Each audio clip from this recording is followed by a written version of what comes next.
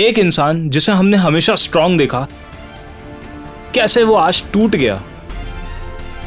अगर तुम्हारा थोड़ा सा भी वास्ता health, gym, fitness, body building etcetera से है तो यतिंदर सिंह, ये नाम तो तुम सब ने सुना होगा और चांसेस हैं कि उनके सब्सक्राइबर भी होंगे। लेकिन इस बार उनका जो रिसेंट वीडियो आया वो muscle, body building, health, fitness से रिलेटेड नहीं था, बल्कि उनके खुद के एक मेंटल ब्रेकडाउन से जुड़ा हुआ था, जहां वो काफी इमोशनल दिखे। पर सवाल ये है कि क्या ये सिर्फ इमोशंस हैं या इसके पीछे कुछ और भी है जो आप सबसे छुपाया गया है।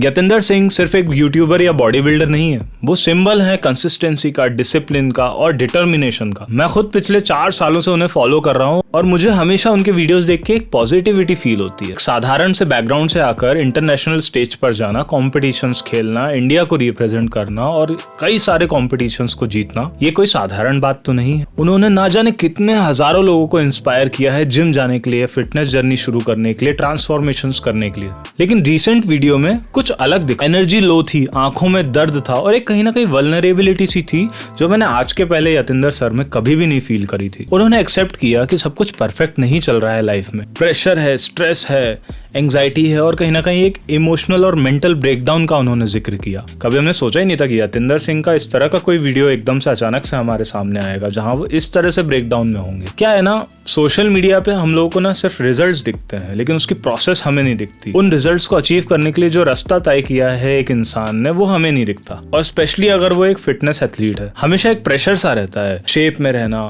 ऑडियंस के एक्सपेक्टेशंस पे खरा उतरना, कॉम्पिटिशंस खेलना, कंसिस्टेंट रहना और अपना एक लेवल जो आपने बनाया उसे मेंटेन करके चलना। और जब ये एक साथ आता है और कहीं ना कहीं हमें इसमें कमी सी दिखने लगती है तो एक एंग्जाइटी, डिप्रेशन, मेंटल प्रेशर का आना बहुत नेचुरल है। और उसका एक प्रैक्टिकल रीजन ये भी हो सकता है, देखिए यतिंदर सिंह जी की 5 मिलियन की यूट्यूब फैमिली है और मेरा ये मानना है कि वो कंपटीशन जरूर खेलते हैं लेकिन उनका primary source of business and income is YouTube. तो जिस तरह से वो अभी आउट ऑफ शेप गए हैं, उनकी एक ये वरी भी लगी हुई होगी कि यूट्यूब फैमिली जो है उनकी 5 मिलियन की, तो लोग उनको एक गलत तरीके से जज कर सकते हैं।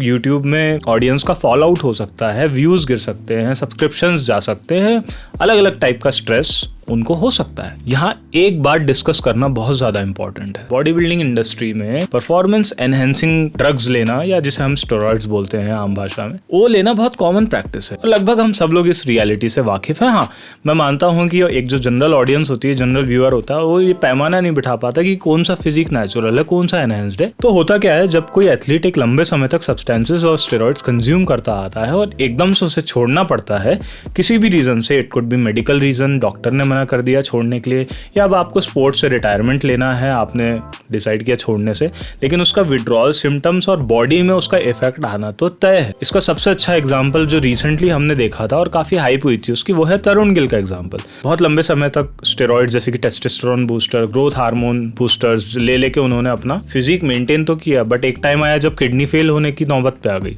तो उनको वो चीज छोड़नी पड़ी और उसके बाद उनका क्या हाल हुआ वो हम सब ने देखा। और I appreciate Tarun Gill for this, that he came out and accepted it कि यार ये सब चीजें हुई हैं, वो इस रीजन से हुई हैं। सर ऐसे ही वीडियो बनाऊंगा ताकि आपको पता लगे कि अगर आप स्टेरॉइड शॉर्टकट्स लोगे तो आपकी बॉडी भी ऐसी ही हो जाएगी। अब देखो, जहां तक बात आती है यतिंदर सिंह जी की, ये हमेशा से एक ब्लाइंड स्पॉट रहा है क्योंकि ना तो उन्होंने कभी भी ओवर एडवर्टाइज किया अपने आप को कि मैं नेचुरल हूँ, मैं नैटी हूँ, मैं नेचुरल हूँ, कभी भी नहीं किया। ना तो उन्होंने ओपनली आके कभी ये बोला कि मैं एनहेंसिंग ड्रग्स पे हूँ, मैं स्टेरॉइड्स पे हूँ या मैं कोई सब्सटेंस कंज्यूम। ये हमेशा से एक ब्लाइंड स्पॉट रहा है क्योंकि उनकी जो ऑडियंस वहां पर है, इंक्लूडिंग मी, हम लोग उनको उनकी नॉलेज के लिए, एक्सपीरियंस के लिए और जिस तरह से वो बताते हैं, मतलब मुझे तो ऐसा लगता है कि जैसे कि मेरा कोई बड़ा भाई मुझे समझा रहा है, वो फीलिंग आती है। तो हम उन्हें वैसे शायद जज नहीं करते या उनको वैसे नापते नहीं है कि उनने स्टेरॉइड्स लिए हैं, उनकी बॉडी नेचुरल है या क्या है। इसलिए हमेशा से वो एक ब्लाइंड स्पॉट रहा ही। लेकिन देखो, आपको एक सच बताता हूँ, जो उनका फिजिक है ना, वो नेचुरली अचीव करना पॉसिबल ही नहीं है। सो ये तो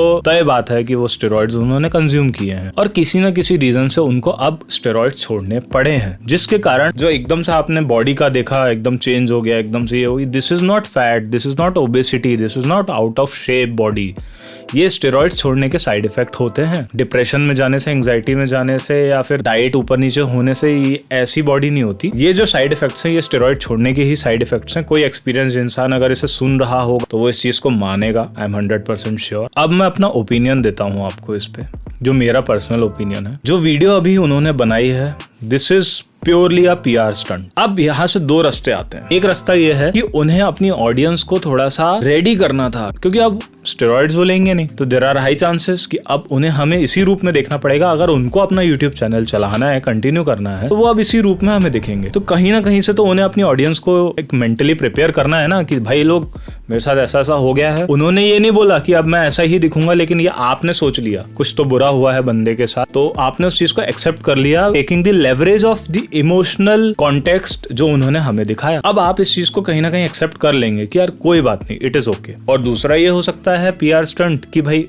अभी बॉडी में ड्रॉप आया है, आगे एक ट्रांसफॉर्मेशन की प्रोसेस प्लान कर रहे होंगे, प्रोबेबली मे बी। तो आने वाले समय पे जब ट्रांसफॉर्मेशन होगी तो ये चीज इतनी तगड़ी उठ के आएगी कि अभी ऐसा था, फिर ट्रांसफॉर्मेशन हुई। पर है तो ये पीआर स्टंट। कोई भी डिप्रेस्ड आदमी, एंग्जाइटी से भरा हुआ आदमी, मेंटल ब्रेकडाउन वाला आदमी दो कैमरा एंगल्स लगा के, और sorry I don't accept this video as a demonstration of his mental state of mind. हाँ, लेकिन इन सब के बीच में ये मतलब नहीं है कि यतिंदर सिंह ने जो आज तक अचीव किया, जो उन्होंने आज तक लोगों को ऑफर किया, जो नॉलेज उनके पास अभी और है ऑफर करने के लिए, वो कहीं नहीं जाती। मैं आज भी उनको फॉलो करता हूँ, आगे भी फॉलो करता रहूंगा, उनकी वीडियोस को मैं आगे भी देखता रहूंगा, because he for me is like a big brother telling me what to do what not to do, and बहुत लेजिटिमेट वे में वो समझाते हैं, एक बहुत लेजिट वे में वो चीजों को एक्सप्लेन करते हैं, वर्कआउट्स, और बहुत कंपोजर और काम है उनके अंदर, जिसके कारण मैं पर्सनली उन्हें पसंद करता हूँ ऑफ कोर्स। तो इनफैक्ट मुझे तो ये उम्मीद है कि उनका शेप कैसा भी हो, हमें वो वीडियोस बना के देते जाएं, हम वो वीडियोस देखते जाएं। और बल्कि मैं तो चाहता हूँ कि